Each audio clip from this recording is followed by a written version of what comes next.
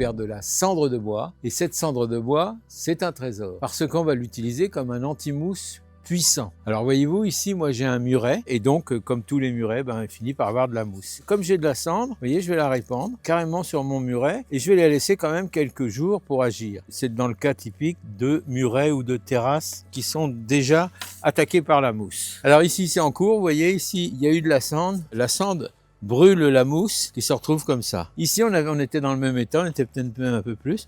Voilà nos pierres débarrassées de leur mousse. Vous voyez, donc c'est quand même assez efficace. Hein. Donc ici, c'est pareil.